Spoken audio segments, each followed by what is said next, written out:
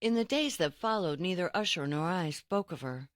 My only thought was to comfort my friend and distract him from the inevitable outcome that was looming closer by the hour. We spent our days painting, reading literature, or we would find solace in the haunting melodies he played on his guitar. Our time together deepened our bond, and I began to see the depths of his heart. It was pointless to try to erase the pervasive darkness that radiated off him in waves, casting a relentless shadow over everything in his world. The memories of countless solemn hours spent in solitude with the master of the House of Usher will forever be burned into my mind. His feverish and disordered imagination cast a fiery glow over everything. The paintings he created were filled with indistinct shapes that made me shudder with fear. The simplicity and rawness of his art captured and held the gaze. In the realm of his warped imagination, my friend painted a vision that defied reality. Though inadequately described in words, I will try. Imagine, if you will, a small picture, an eerie scene, depicting the interior of an immensely elongated rectangular room or vault. Its walls, low and plain, stretched out in smooth, unbroken whiteness. The design subtly conveyed the notion that this underground chamber lay deep beneath the earth's surface. Interestingly, no exit revealed itself in its vast expanse, and no artificial light source could be seen. No lantern or torch was visible. Yet there was a streak of intense golden rays that fell across the walls and onto the floors of the chamber, and cast a surreal and unsettling radiance upon the entire scene. Previously, I described a peculiar sensitivity to sound, where even the slightest noise caused an instant and debilitating anxiety. The only sound that Usher could tolerate was that from his guitar. He played it with a fervor of one possessed. The ease with which he improvised the notes defied simple explanation. These impromptu compositions, both in musical notes and lyrical verses, emerged from a profound mental focus and concentration that confounded me. This intensity fueled his creativity, one of which he titled The Haunted Palace. As he sang, I perceived a newfound clarity. I acknowledged that his mind was wavering dangerously on the edge of sanity.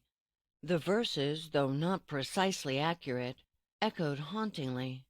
Within the dim and shadowy halls, a palace stood, once grand and fair, its splendor now a faded dream, a realm of melancholy air. The tapestries, once rich and bright, hung tattered, threadbare, worn by time, and echoes whispered through the stone of secrets buried, each in rhyme. The windows, once aglow with light, now framed despair and ghastly woe, their panes like eyes that swept forlorn, as darkness claimed its silent flow. The throne, once graced by regal might, lay vacant, crumbling, void of grace. A spectre ruled this spectral court, and reason faltered in its space. O haunted palace, lost and cold, your halls a labyrinth of dread, where sanity and madness twine, and shadows dance among the dead.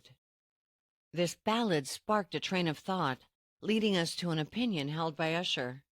This wasn't a new concept. Others had thought similarly.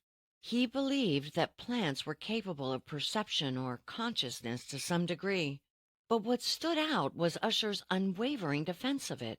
He connected this outlandish theory to the house itself. He insisted it had a consciousness, a soul, if you will, undeniably connected to his own. He claimed that the evidence of this was visible in the unique atmosphere that inhabited the waters and the walls. This influence had, he added, shaped his family's destiny for centuries. I cannot say whether I agreed with his outlandish theory, but I did remember the feelings that overwhelmed me when I first arrived here.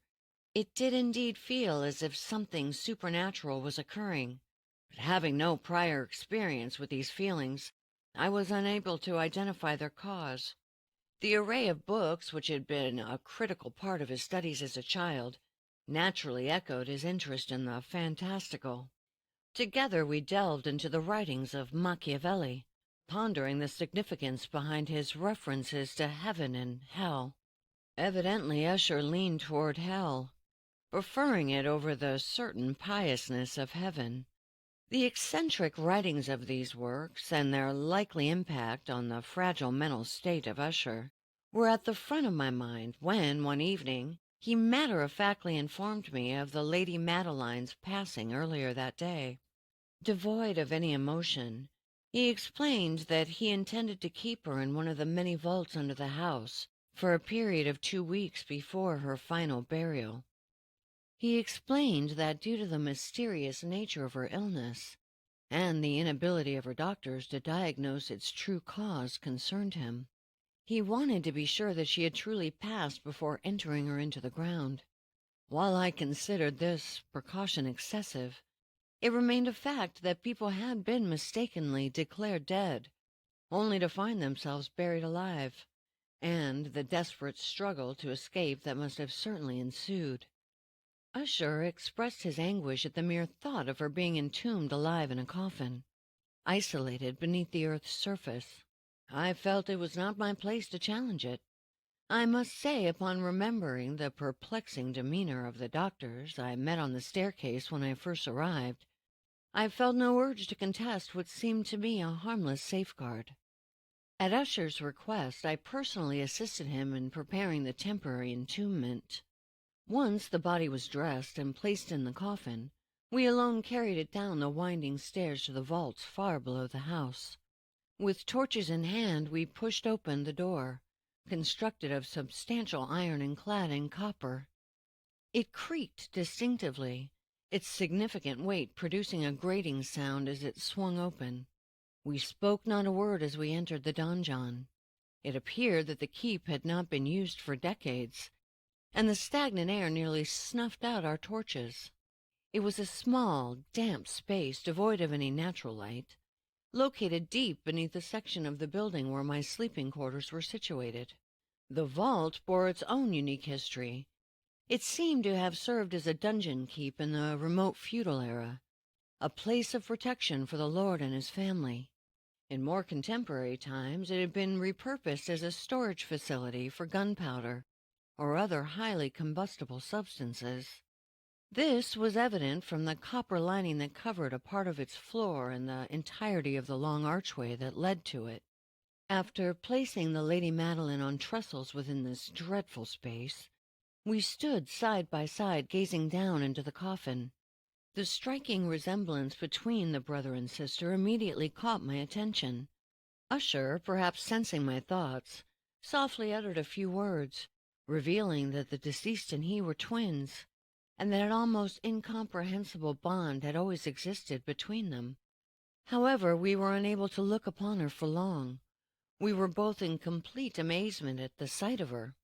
The nature of her illness had perfectly preserved the color of her skin, which still held a pale pink hue. It looked as if she were merely sleeping peacefully. A slight smile played upon her lips.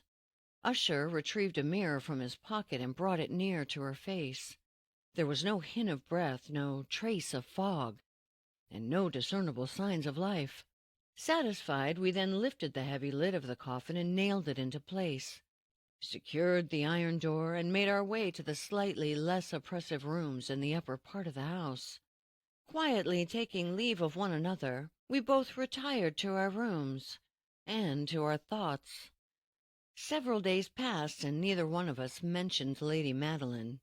I noticed a marked change in my friend. He became more and more withdrawn. He seemed distracted by something to which I was unaware.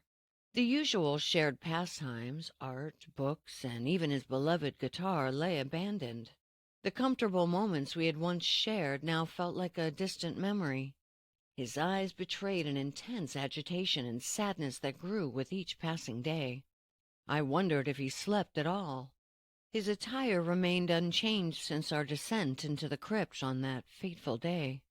His hair, which had already grown in wild disarray, was now matted and dirty.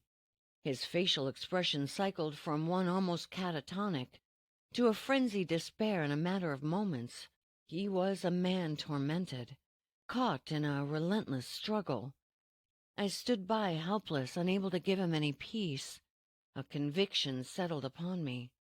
Madness had claimed him, and I could do nothing to save him now. There were moments when I believed his restless mind was struggling with some horrific secret, fighting to muster the courage to tell me. I observed him staring into nothingness for hours on end, as if listening intently to some phantom sound only he could hear. His condition had grown dire.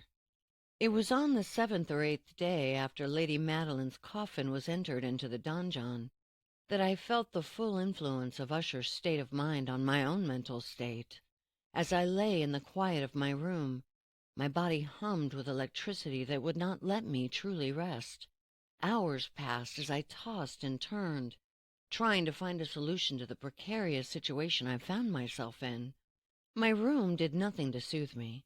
Instead, the gloomy furniture, the dark and worn draperies that danced against the walls from the breath of an impending storm, amplified my feelings of impending doom. The storm's familiar sounds, which had at one time brought me solace, now seemed like writhing snakes trying to grasp me, rather than a gentle caress. I remained unable to dispel the persistent sense that something significant was unfolding in this place, something just beyond my reach, and that unknowing filled me with a dread so powerful I found it difficult to draw a breath. With a gasp and a struggle, I threw off the quilt and propped myself up on the pillows, straining to see into the pitch-black room. I felt as if I could hear something faintly, coming from somewhere far off in the house, indistinct sounds that echoed through the breaks in the storm beginning to rage outside. I strained to listen, unable to distinguish what they were, but they disappeared as quickly as they came, and once again silence prevailed.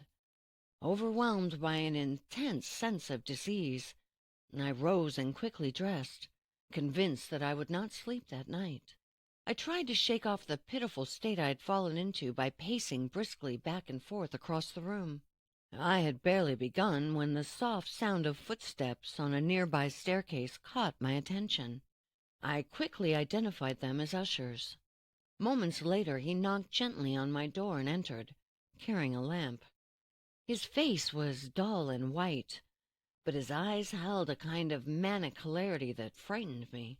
His entire demeanor suggested a barely contained panic threatening to overtake him. His appearance was unsettling and contagious, yet even so, it was a welcome change from the solitude I had been enduring alone in this room. Despite my apprehension, I found his presence to be somewhat of a relief, until he turned to me quickly and said, "Have you not heard it?" After having stared around the room for some moments in silence, he continued, You have not heard it then? But wait. You will." With that, and having carefully shaded his lamp, he hurried to one of the windows and threw it open to the storm. A forceful gust that swept in nearly knocked us off our feet. It was indeed a stormy yet beautiful night, unique in its terror and appeal. A hurricane seemed to have gathered its strength outside the window, causing frequent and violent shifts in the wind's direction. The blanket of clouds which hung so low they seemed to press down upon the house clashed against each other from all directions. Peals of thunder clapped through the sky, and lightning flashed dangerously close to our faces. The undersides of the massive agitated cloud formations, along with the room in which we were situated, were bathed in a faintly luminous, eerie light, a clearly discernible gaseous glow that shrouded the mansion and everything in it. "No, do not look!" I yelled at him, shaking uncontrollably as I gently yet firmly guided him away from the window and towards a chair near the bed. "No need to fear. This is just a common electrical phenomena, or perhaps it comes from the foul gases of the lake. Here, let me shut the window. The wind is fierce and the air is cold." I grabbed a book lying close to us. "See, this is one of your favorite stories. I'll read and you can listen." We'll survive this dreadful night together." The old book I had picked up was titled Mad Tryst by Sir Lancelot Canning. I had jokingly referred to it as a favorite of Usher's, but in reality, its crude and unimaginative storyline held little appeal for my friend's refined sensibilities.